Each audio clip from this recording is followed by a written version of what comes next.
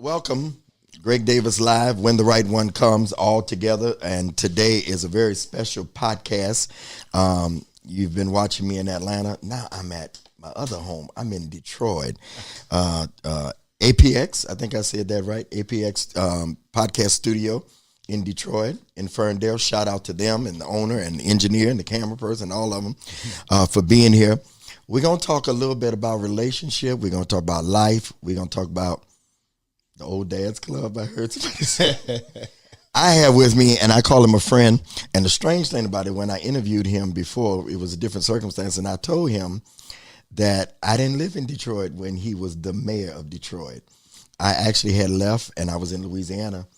My only memory of Kwame Kilpatrick is I tell this story all the time. I just tell her, I came home for Christmas looking for a Christmas gift, and the whole street was closed down. And I said, what's going on? Why can't I go shopping up there? It was on Griswold. No, not Griswold. Wherever you remember where the bus station used to be right there? And it was a store over there on the side, barbershop over there. And the mayor had the whole he was in there shopping. They said, you got to wait until the mayor come out. And that was the only. Wow. Man, welcome. Kwame Kilpatrick, former mayor of Detroit. And if he ran again, I said it in my last interview at the end after interviewing him, I'd vote for you again. Hey, thanks a lot, Bishop. One of the smartest guys I know. Pastor, Reverend, Dr. Kwame Kilpatrick. I ain't running for nothing now but cover. We could let's start there. Yeah. So does that mean no? That means no. It was that life, and I believe I was doing exactly what God wanted me to do at that time. I didn't know him then, but I know now that he was really purposing something for my life beyond that. And so, because our friend Luther the prophet says, I done told Kwame he need to.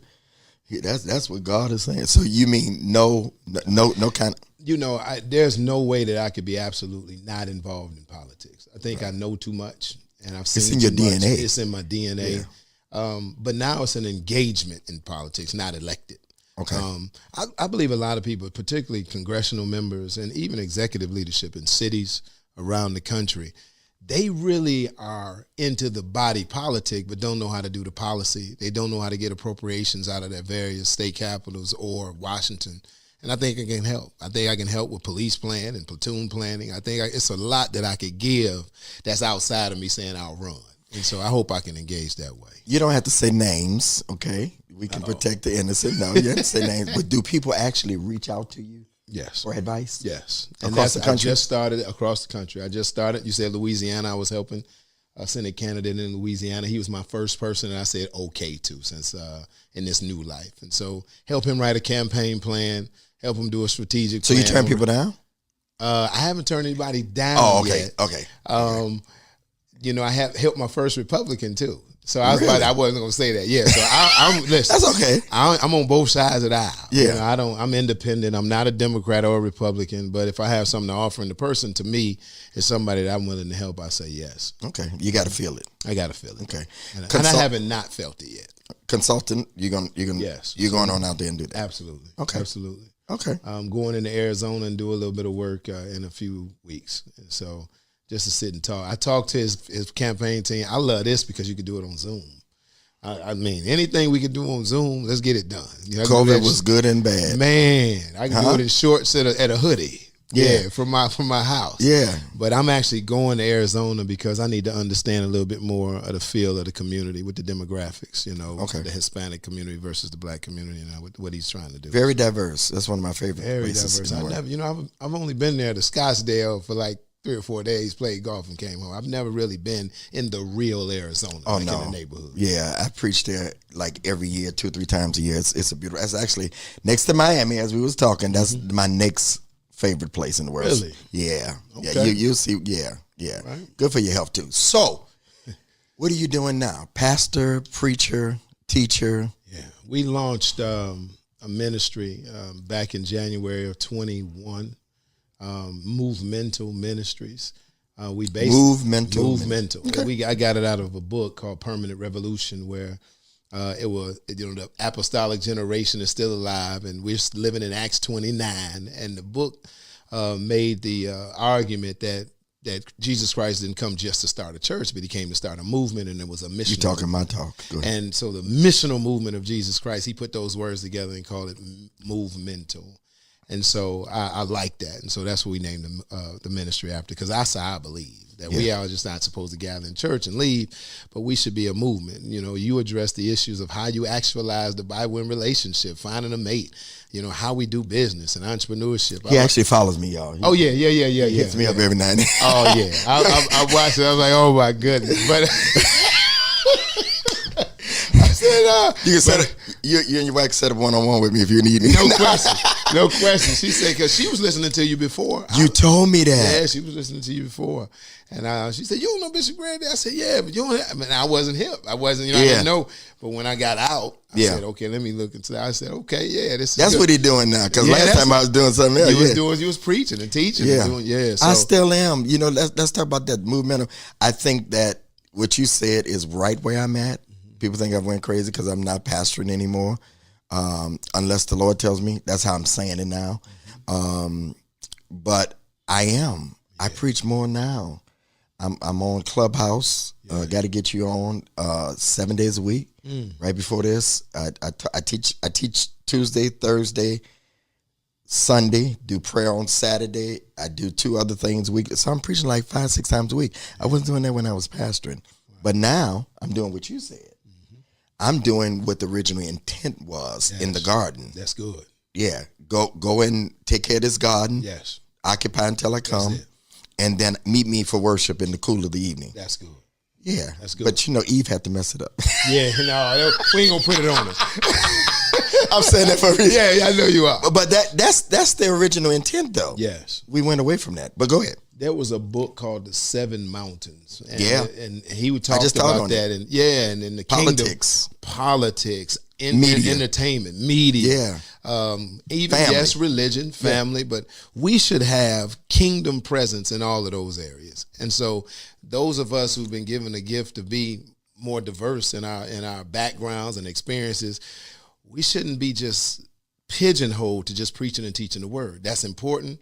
It's important to usher in the presence of the Spirit. It's important to teach the word, but it's also important to talk to people who were raised up to be politicians in government, who understand and what it means if you ethically don't do the right things, and what it means to be able to perform in a way that brings fruit to the community you represent. Somebody needs to know that and still be a kingdom man and woman, and that's what I think we have to do. And it talks about the kingdom is not by observation. It's when we show up in these various mountains. Absolutely. I've heard Mary talk about, we'd be surprised the people that they talk to and pray for that are artists and stuff. Yes. They don't want their names known, but they pray for them. They believe in God, but they're so ostracized by the church because they're singing a different song. Yes. We have to eliminate that because they're still ours. Most of them came out of the church. Yeah. And just as much as I respect traditional church. I love it. My mother, I'm taking care of my mom. And I put this playlist on her. I'm talking about every morning I put this playlist on her. We recuperating now. And, it's Kurt Franklin come on, and then, all the different artists you've heard of. And then one day, I don't know, it went to the end, and it was this Mississippi Mass Choir. And that did it for us. And the woman came out and, and I heard it like through the, and I said, oh my God, let me go ahead and turn this off. I turned it back. And when I got in the room, my mother's in tears. Yeah. She's like, oh, boy, it's like Jesus is in the room. Yeah. I said, and I wanted to turn it off, but what I recognized is this is how she receives. Absolutely. And what people need to recognize also that somebody else needs to call Mary and they have that one-on-one engagement because they don't feel like they can receive that way. And that's what I think we're moving towards, because as the world does what it does, we need to understand that we got to meet people where they are too. Yeah, and that's what Jesus did. Yeah, no question. If he talked to farmers, he talked in parables about farming. He talked to tax collectors. He talked about taxes. Yeah. Got to meet him where they are. So, married. Yes. Yeah. Tell us about that. Happily married. When I was inside, and I know people know I was. How long were you there? I was there 39 days short of 8 years. 39 days short of 8. And you were supposed to be 28 years. Yeah. I left with a 28-year sentence. And the President of the United States, Donald J. Which was Trump. who? Donald J. Trump. And people always say, his heart was turned towards me. Every day I was praying Proverbs 21:1. About the only good thing he did. Boy, look at that. Listen. Can anything good come out of Donald Trump? Yes. Right yes, here. it can. And you know what? I never met Donald Trump beforehand. I still haven't met him to this day. You still haven't met him? No, I have a chance to meet him in May, and I'm going down to Florida. Yeah. And I'm going to meet him at an event they're having. But I talked to his son-in-law. I talked to Jared Kushner, and I said, what happened? Why did you all do this for me? He said, I don't know. It's just a lot of people were talking to it, a diversity of people, Republicans, Democrat, white and black. And, you know, our hearts were just turned towards you. I was praying 21:1 Proverbs every day. Lord, please, you said the heart of the king is in the hand of the Lord, and like the rivers of water, you can turn it whichever way you please. Please turn the president's heart towards me. When he said that, me and my wife said, whoa. But inside, in 2018. You had no idea, though? I had no idea. Nobody called you in advance? Nothing. No. Listen, I was praying, but I didn't have any idea that it was getting to him or anything. And you was probably praying for the next president, tell the truth. No, because when Obama left it, this one got to do it. I started calling him my president. We ain't going to. He became my president just that day. What? I said, okay. But the thing was, man, I can give you the story real quick. Go ahead. January 19th, which is the day before he leaves office, I'm in the cell. And I'm actually in solitary confinement. I was in solitary confinement for 225 days. And so I give you that. That's a whole different thing. But the CO comes by the cell and he asked me, he said, you know, what's going on, Kilpatrick? I said, I just got a commutation. It's midnight. Literally, it's midnight. He walks by because it's a midnight count in the federal prisons. And I said, I just got a commutation from the president. He said, Kilpatrick, who told you that? I said, if you go check the computer, I got a commutation from the president. And he said, who told you that? I said, hey, man, the Lord told me. He said, oh, Kilpatrick. I said, the Lord told you. He said, man, you won't believe this. You're in the paper. And he pulls out the Detroit Free Press and the news, and it says, you got a commutation. They're mentioning you on the news with Lil Wayne. I said, what? I said, Lil Wayne on there too? So I break down, cry, pray, thank the Lord, and I go to sleep. He comes back at like 3 a.m. How could you sleep? I'm serious. You going home? I said, I know. I believe it. And 5 o'clock that morning, the warden hit the door. He said, it's true. We're going to get you out of here quick and quiet. At 2 o'clock that afternoon, I was in my mother's house eating crab legs and cheesecake. Wow. That was your first meal that you wanted? Crab legs, catfish, sweet potatoes, macaroni and cheese, greens, and cheesecake. I went crazy. Yeah. Wow. Yeah, it was an incredible thing, but it was a testimony too for me.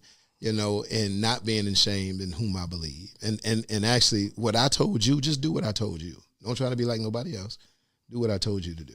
And that's what I've been doing since I've been out. You never believed that you were going to serve that, though, did you? I did not. Yeah. I did not. I knew I would be out early. I didn't know when it would come. I received a word that I would be in there in the 7th year. He was going to give me release. My son was having trouble, my youngest at that time. He was having trouble in school. He came to the prison to visit. And I told him, son, listen, I received a word from the Lord. Now, he wasn't even going to church or nothing. I said, I received a word from the Lord, and he's going to let me out in the 7th year. Now, that was in the 3rd year. So I said, we got 4 more years to go. So you got to be a man. He held on to that word so much so that when it turned to the 7th year, he said, you getting out this year, Dad. And so my sons believed his word. And so we all just believed something was going to happen that year. So 39 days short of the 8th year is when it happened. And you came out. Complete. 7 is completion. 8 is new beginning. It's over. Yeah. It's time to go. Yeah. And 2 years before I got in 2018, a friend of mine said, it's this young lady that you remember because my wife worked in my office as a receptionist. She was 22 years old. We had like 2 discussions. I remember the first discussion, she asked for a raise. And the second discussion, she was telling me she was getting married and she was leaving the job. So I said, okay, congratulations. You know, she was like a kid to me. All right, congratulations. All right. So I didn't see her anymore. Well, I'm in prison in 2018. And a friend of mine said, I saw this young lady. You probably remember. Her name is Leticia. She gave me a prophecy for you. And I said, man, if somebody always got a prophecy, I'm okay. You know, I don't want to hear no more of these prophecies. No, for real, she asked. I said, okay, send it to me. So they sent it. When I got it and read it, it was exactly on point of what was going on in my life at that moment. And it read it like a book. I couldn't believe it. So she had her number on it. So I didn't call her. I took a couple of months and I called her to thank her for it. Hey, thank you for this. It was right on point. She said, you made my day and all this kind of stuff. So we start talking, praying together. And this time, Greg, I'm trying to live right. I said, I ain't messing with no girl. And when I first got in, I'm having women come visit me and all that. But then I started doing the Bible studies. I'm preaching in the chapel. And the Lord said, man, come on, man. You've been a bad example. So I stopped. So for 2.5, 3 years, I didn't have anybody coming. And so when she started coming, I felt a little crazy. But I said, man, you don't want to mess with me. And I got 28 years. I'm telling you, crazy. What's wrong with you anyway? So we started having these we got closer and closer and closer, started praying together, started doing. She just believed God that I was getting out. And by the time I got out, I told her, if I get out of here in the next couple of weeks, I'm coming over there. I'm getting you. To the east side. Yeah, I'm coming to the east side. She was on the east side of Detroit. I'm coming right over there, East English Village. I'm coming get you. So I did. And when I got out, the week later, I went and got her. It was actually her 40th birthday on the day that I went and saw her for the first time outside of that place. And, she came and visited several times, but outside of the prison. But that was the day I asked her to marry me. On her 40th birthday? On her 40th birthday. Wow. And you all been married how long? We've been married 2 years now. 2 years. We have a 9-month-old son. And so, went right to work. Yeah, that's right. Yeah, I got a lot of living to do. Yeah, we got to make up already. I was on pause for 8 years. Let's go. How did you know she? I do when the right one comes. Yeah. How did you know that she was the right one? Because it was the first situation that I dated right, and it's crazy to say that because we were separated by prison bars, but I got to know her through phone calls, letters. I wasn't a good catch, so I didn't have to put on any airs. I wasn't trying to be nothing I wasn't. I had a prison outfit on, so you really have to like me to keep talking about it. So, it was one of those things where I couldn't take her to a nice dinner. As a matter of fact, we were just friendly for the first year. Like I could say anything to her, and I never really had that relationship with a woman. I ain't had that kind of time. If you wasn't really trying to be my woman, what are we doing here? So I had a friendship for the first time with the one, and I tell her so. I said, "Well, friendship for the first time with the one." I told her, I would tell her, this guy you met, is he okay? What do you think about him? I don't like him. Now, what you need to do is ask him. I used to give her advice on that kind of stuff. Okay, and she would not like him anymore, and so it would be that kind of mutual understanding, her telling me things and me telling her things, it built a relationship. And then the praying together. I had never really had an experience of two people who love Jesus praying together for deliverance, praying together to break sickness over people, praying together for our children. And that was amazing. So it was different for you. It was different for me. The whole dating experience was different. The marriage has been different. How we engage problems is different. So we silly. How so? Because before it was me handling it. I got to handle this. There was no God. There was no, we going to go to God and let's have some patience. Let's see what he wants us to do here. I'm older too, at 31 years old. I was a lot different than that at 51. And we talked about that before. Yeah. Right. So it was how we engage is different now than I engaged before. It's different. You probably can see this too. When you in your 30s and you on the hunt, you on your grind. Yeah. It's a lot different to have somebody who's not all the way on that grind. Yeah. It was hard to have that kind of relation, that ebb and flow when I'm trying to get it. Yeah. I'm hustling. I'm trying to get this job. I'm trying to get this thing. And I was, I was a determined, tenacious person. I'm still the same, but now I said, let's see it's what different. God wants to do. It's so much different. You want love at this point. Yeah. That's what I said. I have the same story, which is the reason why I divorced after 20 years. We were on the hunt together. Yes. Churches, full gospel, organization, and there was nothing else. Nothing else. So when the hunt was over, there was nothing else. Yeah. We had nothing to talk about. I was married 24 years. Wow. Yeah. Yeah, we had nothing to talk about. Outside of the hunt and building. And we confessed that. There was no infidelity or nothing. We just was like, we don't know. Yeah. Now it's friendship. You probably remember, too, there's moments where you in the house and y'all just have nothing really to say to nothing. It's like no. You unless upstairs, it's about I'm kids or business, church, Did whatever. you get that? You call dude to be able to get that check from such and such. Or what? Yeah. Other than that. Yeah. Bills are paid. It was. But now it's genuine friendship, relationship, intimacy. Yeah. Yeah. Come over here and rub my head. I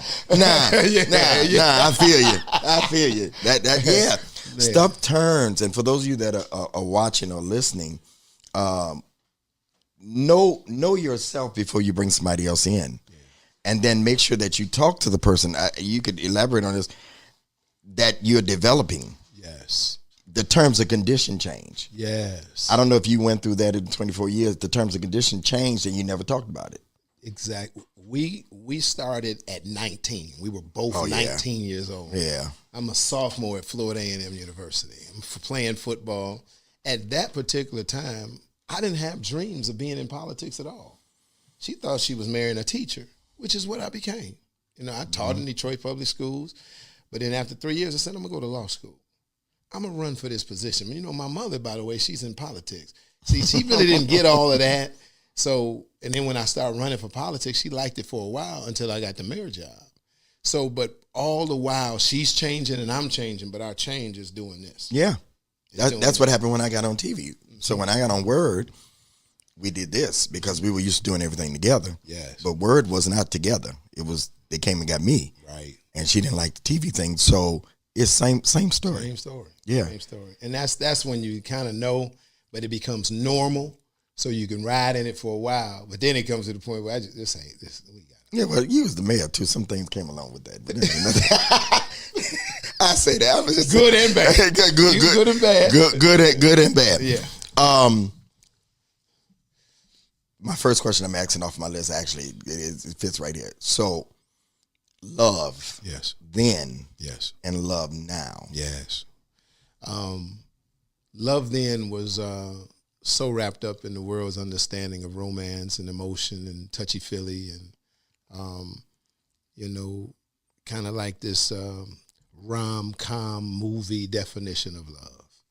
And love now comes from the solid rock foundation of who we both have put our trust and belief in and what he says about who we are to each other and constantly reminding ourselves that this is who I am and this is who I believe you are. And this is how we relate to one another. So even when we had disagreements, I could come back and say, you love me. Cut that out. You know who I am. Well, shut up. Y'all have disagreements? Yeah, we have disagreements. We are such different people. She's analytical. I could say it's like the difference between the Gospel of Mark and the Gospel of Luke. Mark is like, listen, we went down here to compassion narrative. He did this. He healed this person. Did 16. We got 16 chapters. Let's get out of the way. Luke, the physician thing. I got a code. No, you don't. What you have is my wife is going to explain and alliterate to you every aspect, the thing around the corner, that kind of stuff. I saw a comedian. He did it right. We laughed when we saw it. My story, hey, we had to pick up something from the mall. We went to Nordstrom's. I ran in. I got it, and I came out. That's my story. My wife's story is we had to pick up something from the mall. We walked in the mall, and I saw Shirley. Oh. You remember Shirley. Shirley is such and such girlfriend from, and then we saw her, and she had on this green dress. Mm-hmm. Oh, my God. That green dress is the same one. Remember we went to Miami, and I was telling you how that one was pink. I'm just trying to figure out, can we get out the mall? But that's a male-female. That's common, though. I know that's common. We have less words to say. They have more words to say. Yes. And I thought you were going to say when you go there that, you want to just pick it up, but she's going to find other things. Is that definitely. Oh, okay. Yeah, definitely. Even if it's for me. We can have an agreement. It don't make no difference. We have an agreement. Because I'm like you. I used to be a hangout at the mall. But I stopped that years ago. Yeah. Now I just want to go in and get what I'm going to get. Get it and get out. Because we got to get down here to this thing. Mm-hmm. But I typically, most of the time, leave with nothing. I leave with nothing. Because she said, they got to sell it. I'm going to go over here to shoes. So I'm in the mail. I got my little stuff, But then I get over there and she's like, sit down. So I sit down for half hour. She's trying on the shoes. She's going, look at you. Everybody looking. Especially the ladies. Yeah. So I just went through this at Target. You know what? I'll come back and get this. Yeah. But let's get to the people. I got to go to Bishop Greg Davis. So Mm-hmm. can we get so, I got it. All right. So but the disagreements are not on life disagreements. That's what they're on little things. Yeah. They're on personality stuff. Yeah. Little quick. So it's not like I believe we should do this and you believe we should do that. And it's a whole different diametrically opposed thing. We don't have those. Yeah. That's such a relief.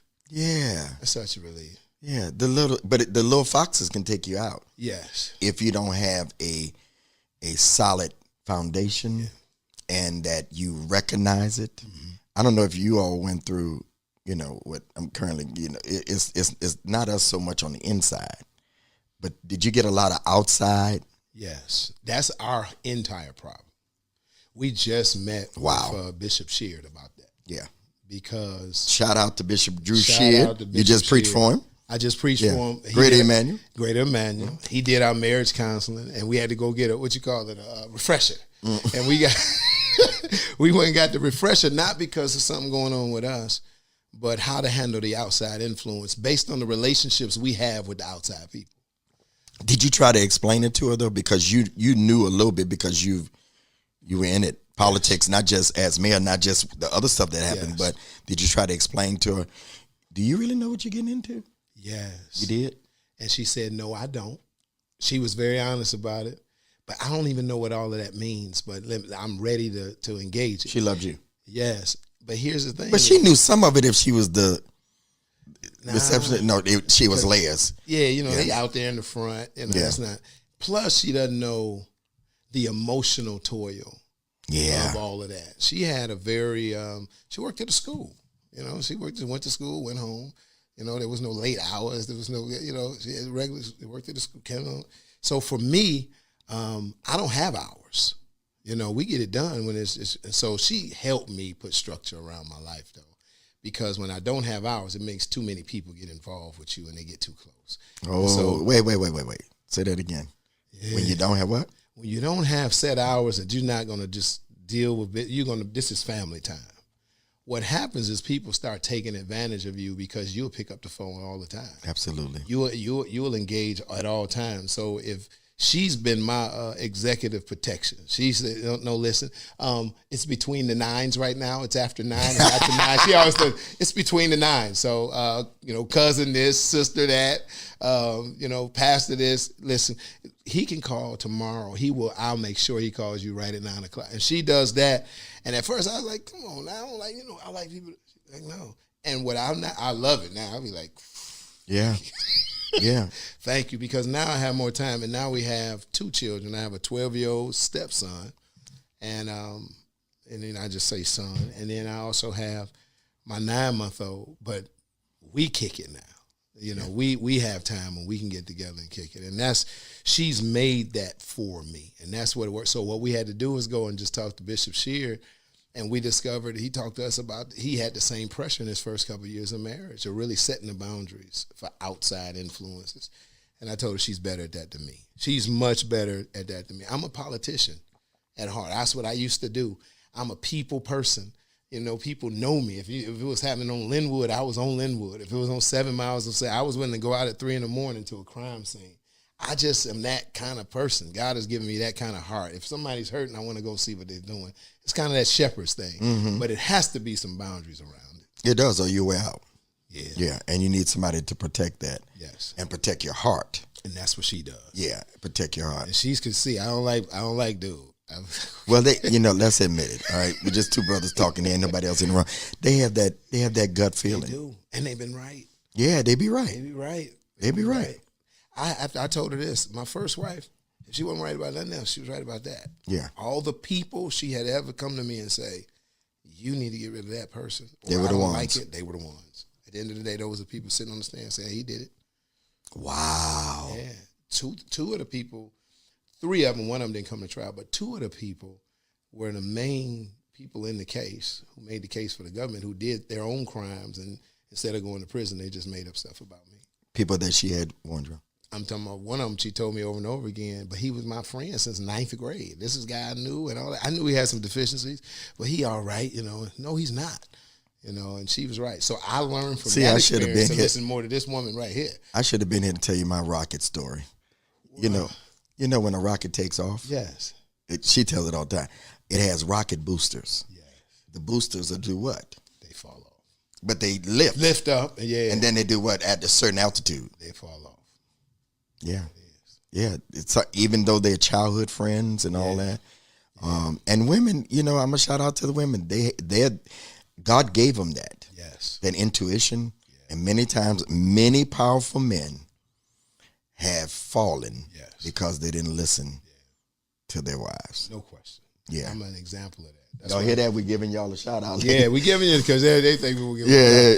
I was a perfect example of that in my first life, and it's by the grace of God I get another chance, and I'm doing it this time. So she'll tell you. I mean, I defer to you.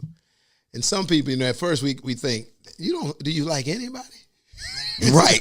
I mean, is it anybody you like? But she's been right. She's protecting you. She loves me, and she loves our family, and so she's gonna guard and protect me and all of that as well. So. Yeah, good for you. Good for you. So we're almost done. We see a lot of stuff on social media. Mm-hmm. I just want to ask you this question. I had a video go viral.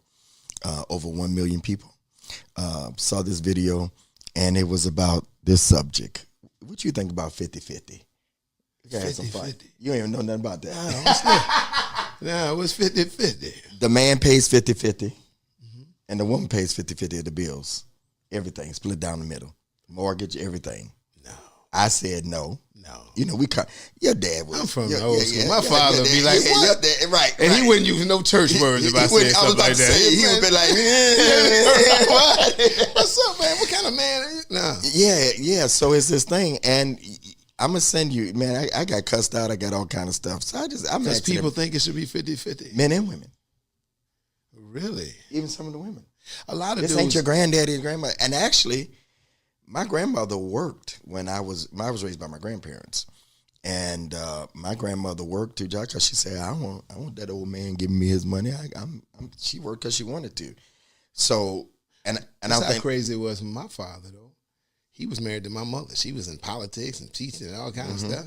He still paid the bills. He made less than she did. That's what I'm talking about. He said, man, she not listen now. At least I could be king in here now. Absolutely. and she probably let him when she came home. No question. That's the difference. So when they divorced, she had to do it on her own, but that's his thing. Now, he married again, and that's what his thing is. I mean, you just take care of this. You take care of home. So when I said it, I was talking about the basics. Mortgage. Yeah. Utilities. Yeah, the car. Yeah. You want to do some extra stuff. She want to save for the vacation, help save whatever to feel whatever. Yeah. But, so you totally, no. I ain't on that 50-50 thing. Okay.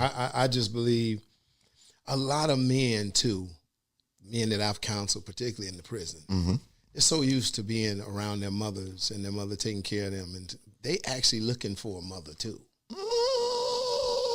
And so when you start... We got about 4 or 5 minutes. Wake that up. Come on. And so if this 50-50 concept is a way out for them. Yeah. Because now I'm doing what I do, but she's supposed to kick in because they actually really want another mother. They don't want to be the person that takes care of this whole thing. Yeah. And for me, part of what makes a man, a husband, who he is the fact that I have provided a foundational ethic in this place that you are safe in this home. The bills are paid in this home. You can turn on lights. You can do what you need to do. We provided an atmosphere where they can flourish in what they want to do without being stressed and strained about that. And I felt like that coming out of prison. I'm not going to marry you. Give me 6 months. That's what I told her. So you could be, you could do that. I got to be able to get to a point where I can actually do that, where, I ain't going crazy and stressing you out or stressing me out. And so I just think that's so important for the man, the masculinity of the man right now. It's so important for that. When I'm stuck on is your daddy made less and still paid the bills. Yeah. That's his thing. Yeah. His thing, man, pay that little. I got a vision of your dad right now because, he was so, I could see him saying, ain't nothing happening. Ain't nothing happening. He wouldn't say it that night. Right. No, he would be talking. Yeah. He wasn't going to use godly words. But you going to let her pay all that? What's wrong with you, man? I ain't talking to that. He'd be going off on a whole different thing. Yeah. Social media helping or hurting in those areas? I think social media is just like everything else. Good and bad. In the world. Yeah.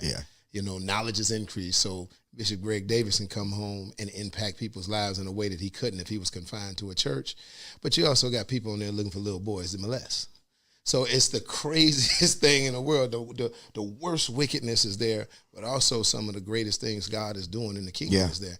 And so you got to be. It's human. Humanity makes it bad, or makes got to filter it. You got to filter it. Yeah. And having a 12-year-old and 6-year-olds and all that, they're growing up in an era where the standard of filtering has to start earlier. I mean, my son, you can't block stuff. All in parental codes and all that.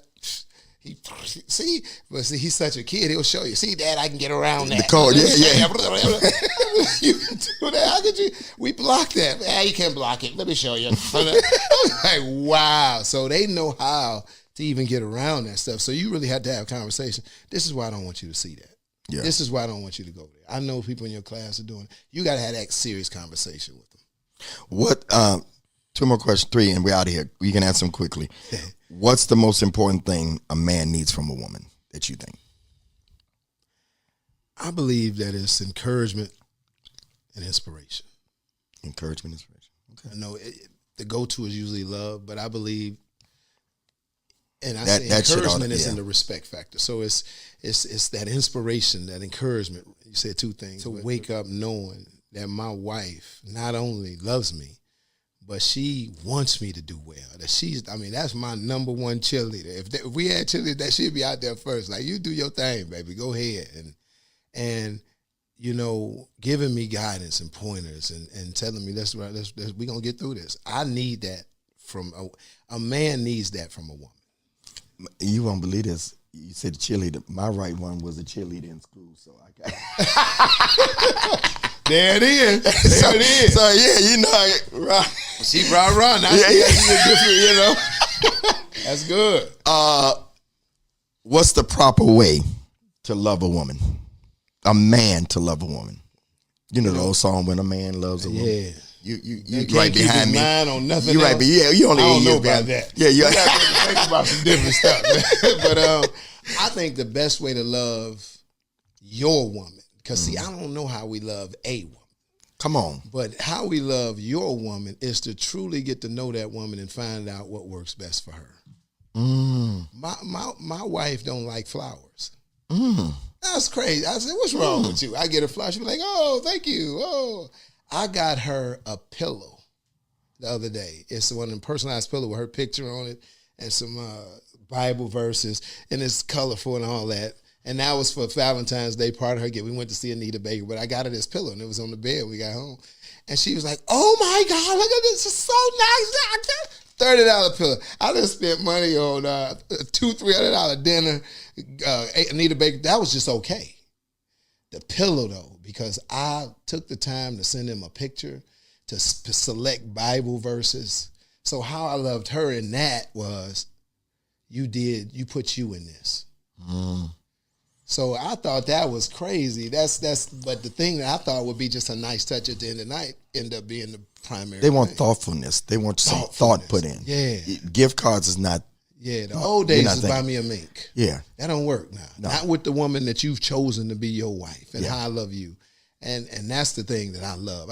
I'm learning how to love this woman. And this is the first time in my life that I actually love that adventurous thing to do. I want to figure out how to love you better. Yeah, day by day. Day by day. It's a marathon.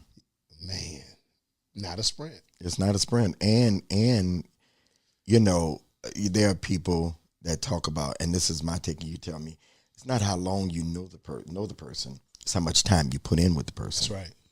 And I just did a video before I came here to post later, but as a man, and you tell me, do you think sometimes men, I'm talking about in general, we have this macho thing that we don't want to really let a woman know this is the one, and then you got brothers talking to you, man, don't soften up like that, and we may miss out.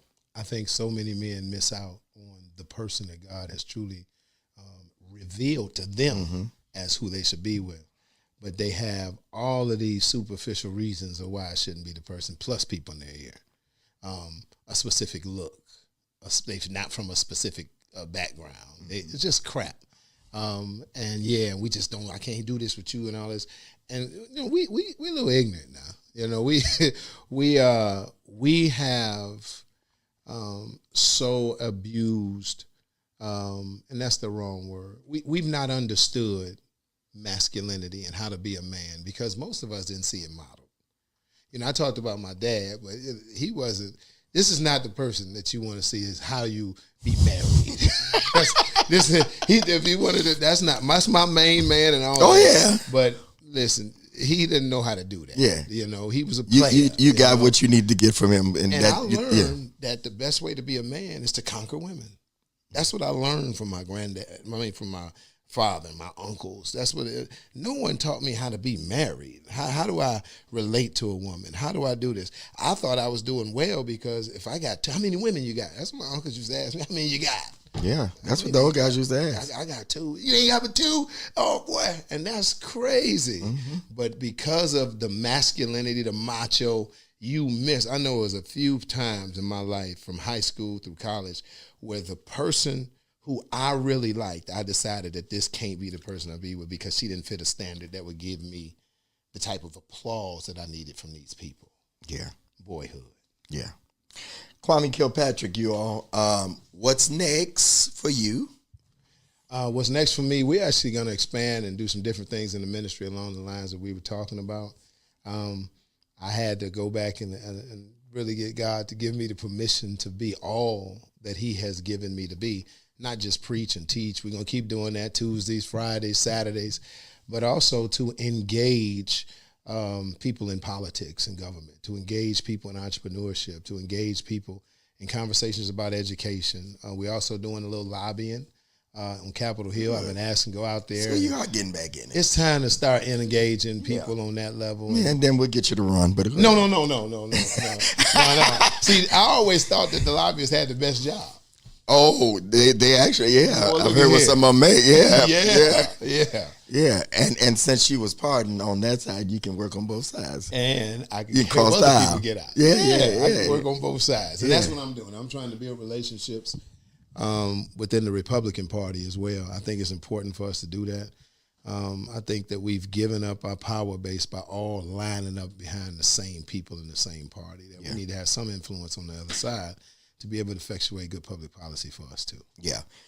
All right, where can they find you at? We at movementalministries.org. Movemental, 2 words, but it's 1 word, movemental ministries.org. You can reach us there. We're on YouTube, Movemental Ministries TV. Y'all come on over and hang out with us. Tuesdays, we have our truth topics. We do something like Bishop Greg Davis, just talk about real issues and how that pertains to us in our spiritual walk. And then on Friday morning at 8 a.m., we started a Bible study. Friday morning at 8 a.m. We used to have 20 people. We have over 100 people every Friday now at 8 a.m. And so we've been really excited about that. So y'all come on in and check us out. My mayor, the former mayor of Detroit, Kwame Kilpatrick, Pastor Kilpatrick, and he's got some great things coming up. Listen, make sure you follow me at Bishop Greg Davis everywhere. When the Right One Comes YouTube channel, where many of you are watching this right now, Facebook. We're going to be doing more things like this. Hats off to APX, to my marketing person, Zai. Thank you for setting this up. Behind the scenes camera person, Brooke. And Brooklyn, and all of the team here at APX, and to Mrs. Kilpatrick. Yeah. Shout out to you. Hey, y'all, make sure you go to GregDavisShow.com, get the do's and don'ts of dating book and workbook, get preparing and positioning for the right one, and my new book, The Compatibility Factor. Set up a coaching session, GregDavisShow.com, and also some of my merchandise. I got to say that, or I ain't going to be able to leave here. She going to get do's and, what is it? Go with God, and when the right one comes. GregDavisShow.com. We're out of here. See you next time.